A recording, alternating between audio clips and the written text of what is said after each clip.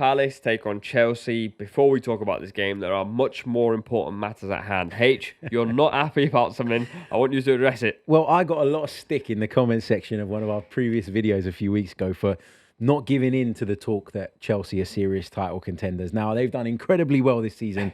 They're punching well above their weight, I think, in terms of what we all expected from them. But I think the last 3 games have shown that they're still a little bit, and I kept using that phrase at the time, so I'll use it again, they're still a little bit wet behind the ears. 0-0 draw at Everton, disappointing, obviously.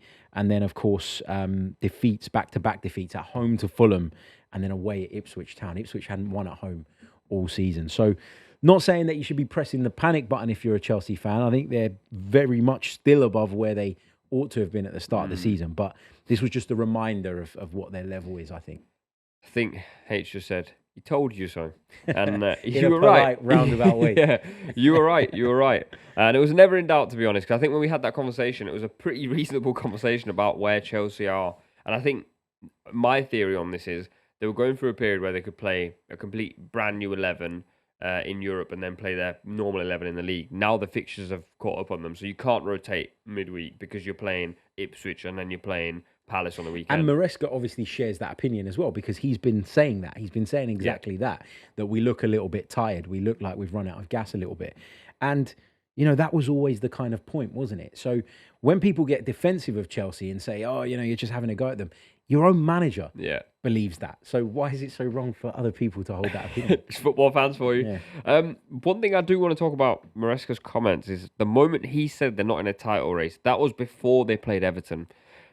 They've not won now in 3 games. And I don't know if he was trying to do a bit of reverse psychology. I think he was just obviously trying to reduce the pressure. In a weird roundabout way, I think that created more pressure. Because people now, I think there was an interview with Palmer where he was asked, Noni Madueke was asked, and suddenly now everyone's getting asked, are you title contenders?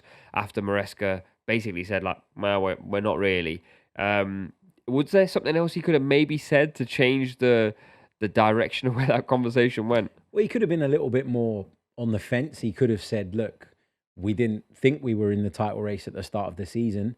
If we continue the way we're going, then maybe we will be, but there's still a long way to go. He could have dressed it down a little bit rather than being very forthright in saying, no, we're not in the title race. So maybe, but I just think this is a leveling out. It's not anything to be worried about if you're a Chelsea fan, because I still think they've made tremendous strides forward. And it just is what it is. Like it's a young team. There's a lot of players. And I look at Chelsea defenses. When I see like predicted lineups, I look at their defense and I'm never particularly convinced by that. So, and I'm not convinced by their goalkeeper. So I think everybody recognises there's still a lot of work to do. Yeah. Palace, they've been an interesting bunch this season. I think at the start of the season we were saying Gaffer's going to be under pressure. They're not playing good football. He's stuck with his principles. We've done a separate video where we spoke about Ange and his principles, Amorim and his principles. Glasner's come under a bit of stick, but now he seems to have sort of turned that around a little bit, bar the 2 results against Arsenal, a win against Brighton, obviously in the big derby, the M23 derby, a 0-0 against Bournemouth, who have been very, very good this season, and a win against Southampton. What do you make of where Palace are up to? It's hard to judge them because, as you say, they had such a rotten start to the season that this looks like improvement. But then you look at where Palace were at the back end of last season and you can't help but feel that they've regressed slightly. So that's where I'm a little bit conflicted on them. The win over Southampton, I wouldn't read into that too much. Everybody beat Southampton with all due respect to them. And that's a minimum requirement, I think, to stay in this division. So not going to get too hyped up about that. There is talent in their group, though. You know, Eze is a big talent. Where I've been really surprised is what was the point in spending what they did on Eddie Nketiah? To have him on the peripheries and on the fringes the way that they do. And after they drew 2-2 at Wolves a couple of months ago, I actually asked Oliver Glasner, what is Eddie Nketiah's role within your squad? Where do you see him? Is he a centre forward? Is he a wide player? Is he a starter? Is he not? And he really got defensive. He didn't want to answer the question. He just gave it the generic spiel of, you know, everybody's in my squad and everybody's got a chance of playing whatever. But that is a sign in that I think, like, Eddie's not been great, don't get me wrong, but we saw him at Arsenal score goals when he got a consistent run in the side.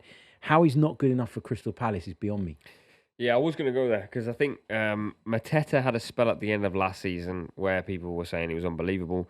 Then he had a really good summer as well, scoring goals. And I think what you're seeing now is probably a true reflection of where he's at He obviously had that goal against Arsenal where Kivior made a mistake. It was a beautiful turn. But then I look at this Palace side and I go, the development should be, can you bleed Nketiah into this side and then build a team around him? Because that was where I thought they were going to go, to be fair. Because Ismaila Sarr's come back on the scene and he bombs on, and Nketiah's link-up play isn't as bad as what people said when it was at Arsenal. And obviously there's less pressure at Palace, so you can play a little more freely. That's what I thought was going to happen. Now they're sort of in this situation where I wonder if they just don't know how to get the best out of him. Because with Mateta, he seems to be a bit of a big lump up top at times. Having seen Nketiah at Arsenal, how do you think they try and get the best out of him in this situation? For me, Nketiah's got to be the centre forward. He isn't a winger. And Arteta tried to shoehorn him into that position at times, sort of late on in games because of his fitness and running power, and it didn't really work. I think he is someone that comes alive inside the penalty area, but when you're a team like Crystal Palace and against the bigger side, you spend a lot of the time in your own half. How do you extract that from him? With Mateta, you can go long because he's got that ability to hold the ball up. With Nketiah, you probably have to hit the channels, and I just don't think that Oliver Glasner wants to play the percentage game. Yeah. He doesn't want his team knocking it into channels. He wants absolutes. He wants it into people's feet. And so I think there's just a bit of conflict of style. But then it goes back to the recruitment. Why did you do it? Because they spent a significant amount of money in Crystal Palace terms to bring him in the door. So I don't get it. For me, I think it was a classic case of we've got one striker who scores goals. Can we bring another one in? And hopefully the odds will land in our favour that he bags 7 or 8 in a season and we're happy. And I think that now is looking like a bit of an expensive mistake. Could change, long way to go. Back to Chelsea again. Cole Palmer's someone I want to talk about because there's been a lot of talk about his goals and assists, and I agree, goals and assists-wise, he has been very, very good this season.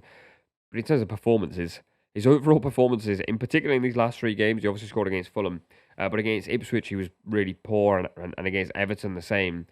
Is there a world where Chelsea have to, instead of having him as this sort of like output machine and just going, bend this in top corner for us, they start going, can you win us games? Like, can you drag us through? Because when I look at the starting 11, all due respect to Sancho, Noni Madueke, Pedro Neto, even Jackson as well, Palmer has to be the De Bruyne, the Ødegaard, the Salah, the Saka. Do you think how do I word this without offending Chelsea fans? Impossible. Yeah. Is Palmer the answer to Chelsea striving for a title potentially? I think we forget how young Cole Palmer is. I think we forget that pre-Chelsea, he hadn't played a lot of Premier League football. He was just coming through the ranks at City. Everybody was shocked when Chelsea went and spent what they did, but very quickly you saw that price tag was justified. The output is there, and I think as long as the output's there, it's difficult to be too critical of him. But I think a bit like what Martin Ødegaard's suffering with at Arsenal right now is that everybody knows that Chelsea want to play through Cole Palmer, so he gets special attention. I think for me, he has to be given more license to drift. I think there are certain games where Maresca allows him to have it, and I think there are certain games where he doesn't. And I think you've got to give him that license more often than not, because if you don't, and he can't go into other areas and into areas where he's got that little bit more space, then you're going to have games where he looks on the peripheries of things. I wouldn't worry about it if I was a Chelsea fan. I think he's too good a player to be kept quiet for long. But you're right in saying that his overall influence on games outside of the goals and assists has waned a little bit. All right. Score predictions. Fact for you here, by the way. 30% of Palace's Premier League goals this season have been scored by defenders. That's interesting. I'd be interested to know how many of them are set pieces as well. Can we call them Set Piece FC, or is that a title reserved for someone else? Score prediction on this one. Do you know what? I don't fancy Chelsea to win. Really? I don't. Four games without a win, though, considering the fixtures. Does it ever happen that way? Maybe not, but I've always said to you, I've got a little bit of a soft spot for Crystal Palace. So I'm going to lean on a Crystal Palace result here. I'm going to go for a Crystal Palace narrow win, 1-0. I don't see Chelsea dropping points 4 times. So purely for the law of averages, I'm going to say Chelsea 2-1.